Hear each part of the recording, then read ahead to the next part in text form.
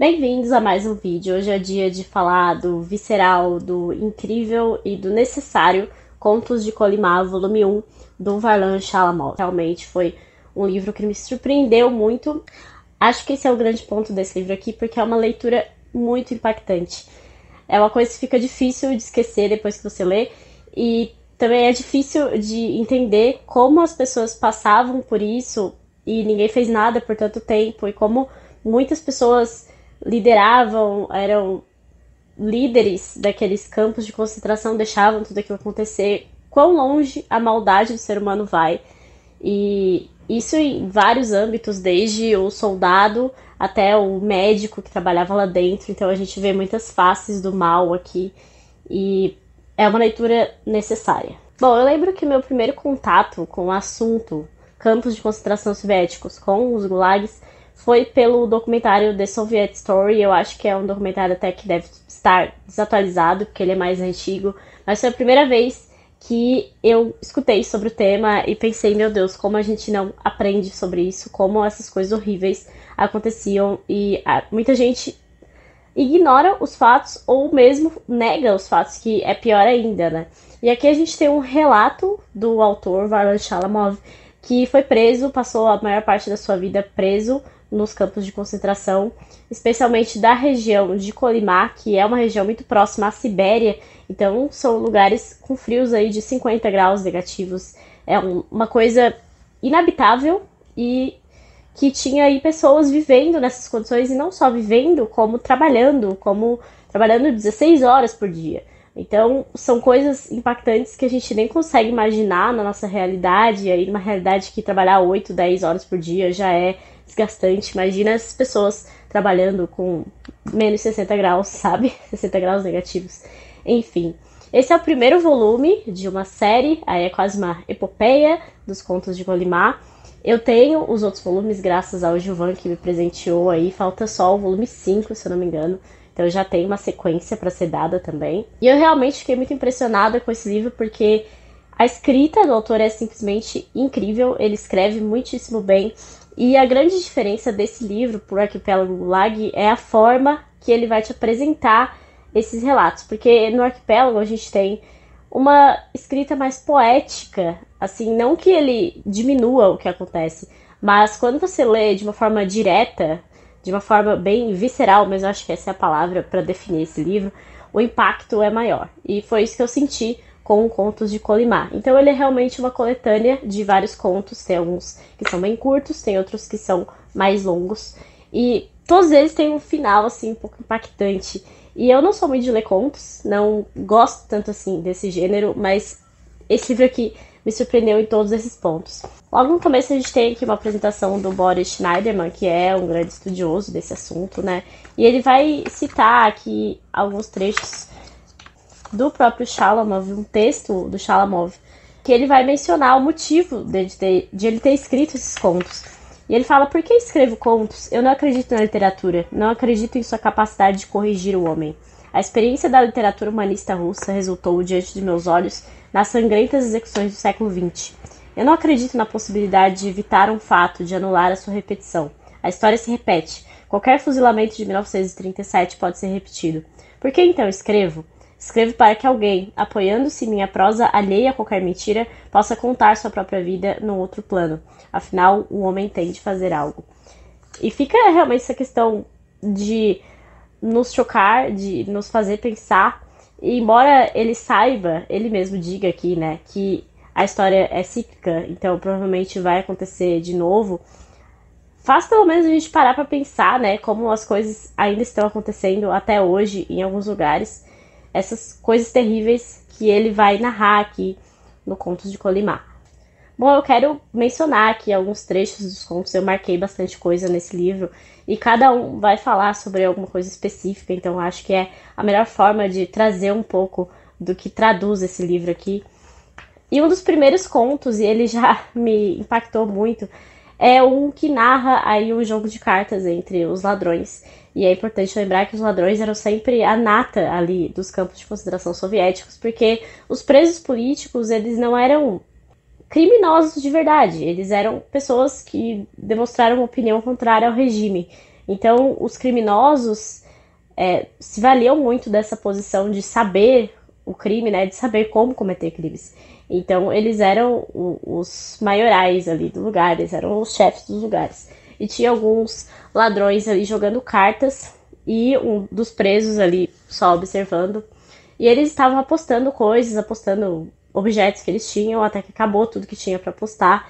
E aí um desses ladrões vai olhar para aquele preso político e vai dizer: eu quero o seu suéter para apostar aqui.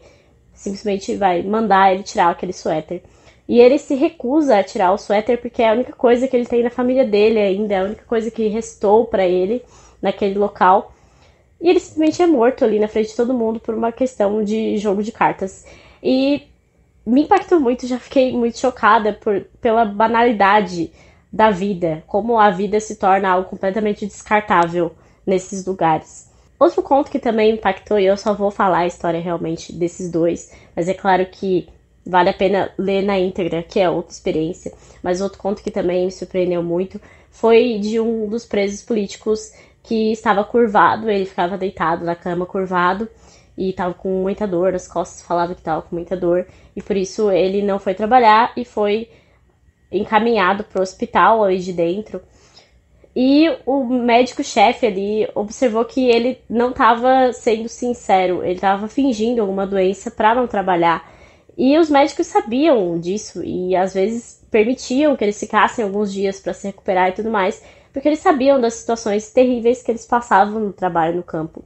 Só que esse médico, ele simplesmente tinha, sei lá, desligado o senso ético que ele tinha e ele decidiu fazer testes aí com esse preso. Então, ele vai fazer um teste de choque com ele no final para que ele se recurvasse, voltasse à posição normal, para provar para os outros médicos que ele estava mentindo. E os outros médicos vão fazer daquilo um espetáculo, é quase como se fosse aí uma sessão de cinema para eles. Eles todos se reúnem no hospital para ver aquela pessoa sofrer uma terapia de choque sem a menor necessidade, simplesmente para provar um ponto. E eu fiquei muito chocada com a maldade do ser humano nesse ponto, porque se você pensar, é um médico trabalhando ali dentro. Ele não é um general, não é um soldado, não treinou para matar pessoas, mas ele tá ali torturando uma pessoa nitidamente e não tem o menor remorso em fazer isso. Tem alguns outros contos que vão surgir pessoas que são boas aí no meio. Então a gente aí tem um médico que vai ajudar o paciente, vai trazer comida a mais para ele, porque é claro que quem trabalha tem muito mais comida do que esses presos. Então a gente tem alguns rompantes de pessoas que sentem alguma coisa vendo aquelas outras pessoas sofrendo. Tem um pouco de empatia, mas o que mais choca é essa ausência aí de humanidade que tem muitas e muitas vezes durante esse livro. E falar que esse livro, a grande diferença dele é ser mais direto e o Arquipélago ser esse livro mais poético, não significa que a escrita do Shalamov não seja simplesmente lindíssima. É incrível a forma que ele escreve. Tem um trecho aqui, por exemplo, que ele vai falar que tínhamos compreendido que a morte não é nem um pouco pior do que a vida e não temíamos nenhuma nem outra. Entendíamos que a vida, até a pior delas, consiste numa sucessão de alegrias e amarguras, sucessos e fracassos, e que não é preciso ter medo de que os fracassos superem os sucessos. Esse é do conto Ração Seca. Tem outro que também é muito bonito, que é o Cruz Vermelha, já mais pro final, e ele vai falar que cada minuto da vida no campo de prisioneiros é um minuto envenenado. Lá há muito daquilo que o ser humano não deve saber, não deve ver, e caso veja, o melhor é que morra.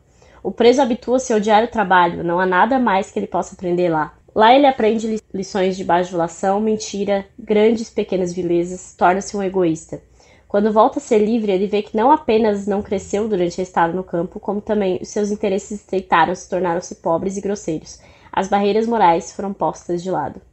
Verifica-se que quem comete uma vileza não morre. Isso também reflete outro ponto muito importante, que acaba que todo mundo se torna criminoso porque você precisa estar sempre de olho nos seus pertences, sempre de olho em quem tem uma comida sobrando, tem algum pertence sobrando, porque isso acaba sendo um senso de sobrevivência. Você vê a animalização do ser humano, porque ele está o tempo todo buscando comida, buscando como sobreviver naquela situação. Então, por isso que acaba realmente sendo impossível criar laços dentro do campo, porque você precisa estar o tempo todo de olho aí em quem está do seu lado. E isso não é só na prisão, né? Também nas próprias ditaduras comunistas, isso acontece dentro das casas, porque as pessoas aprendem que o seu vizinho é um vigilante sempre e tá sempre essa vigilância integral. Isso é uma coisa que eu observei também aqui na minha leitura atual, Nada a Invejar. E o Nada a Invejar é o livro do mês, ele vai sair uma resenha para ele aí no final desse mês. Isso é uma coisa que deu para observar muito bem também.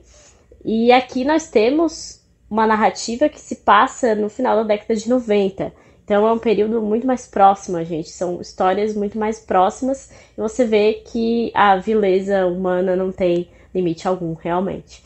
Também é muito triste de ver o tempo todo nesse livro como acontece com muita frequência de pessoas morrerem de fome, e isso Nada a Invejar também aparece muito. E não só disso, como também de pequenas coisas que poderiam ser tratadas facilmente, sabe? Tem uma doença que é mencionada aqui muitas vezes, que é uma simples falta de vitamina C no corpo, porque eles não se alimentam direito. Então você vai causando no ser humano o pior possível, porque ele vai definhando e ele vai tendo muitas doenças que seriam facilmente tratáveis aí num sistema capitalista, numa normalidade, entende? Então aqui ele vai mencionar no conto O Mulá Tártaro e o Ar Livre, e nesse conto ele também vai mencionar o Recordações da Casa dos Mortos, que é o livro que também está aqui, esperando leitura, porque esse livro aqui narra as prisões da época czarista, né? Porque Dostoiévski passou por uma prisão da época czarista. Disse que esse livro fez o czar chorar na época. E aí, aqui, em Contos de Colimar e também em outros textos sobre as prisões soviéticas, vai mostrar como aquilo ali é fichinha.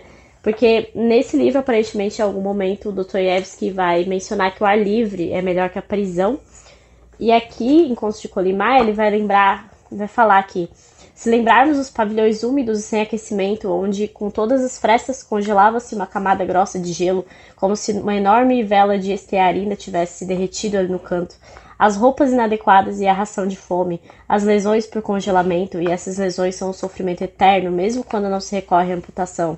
Se imaginarmos, além disso, quantas vezes era inevitável a ocorrência de gripe, pneumonia, todo tipo de resfriado e tuberculose naquelas montanhas pantanosas, nefastas para cardíacos.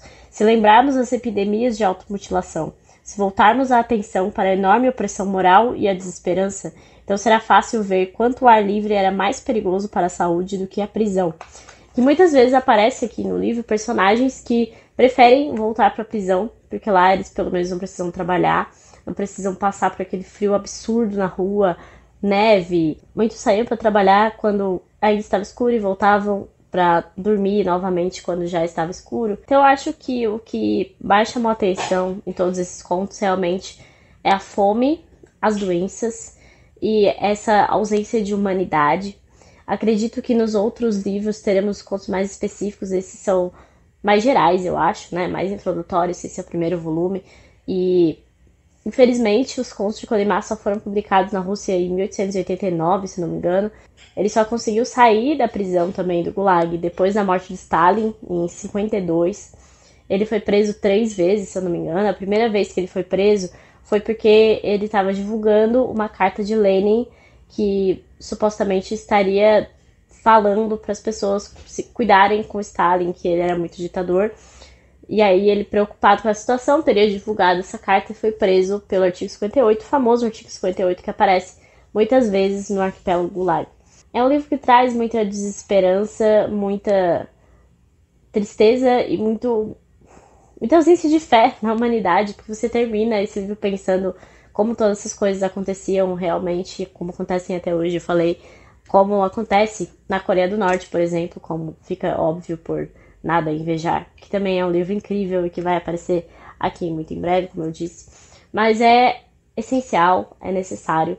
Como eu falei, realmente foi o melhor livro que eu li até o momento sobre isso, porque ele vai ser muito seco, vai ser muito direto e vai ser muito sincero nesses relatos.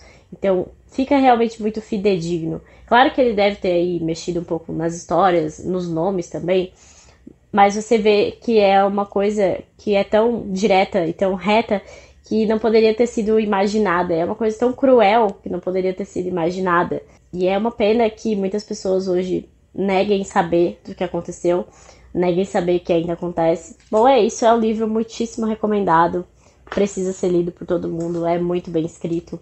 Eu li bastante rápido também, achei que demoraria mais, mas os contos são tão bem escritos e as histórias tão envolventes, ainda que tristes, ainda que chocantes. Então é uma leitura muito boa de se fazer, recomendo muitíssimo. Inclusive, pretendo aí seguir na sequência dos contos de Colimar, talvez não tão breve, porque é uma leitura que é um pouco complicada de se fazer em sequência, né? São muitas tristezas, muitas desgraças seguidas. Mas fica aí a recomendação de um livro essencial, se você tem interesse nesse assunto. Se você tem interesse em saber da natureza humana, em saber do ser humano, é sempre importante saber até que ponto vai a maldade que nos rodeia, que nos cerca por toda parte. É isso, espero que vocês tenham gostado. Se vocês gostaram do vídeo, deixem curtidas, comentários, se inscrevam aí no canal, que me ajuda bastante. E até a próxima!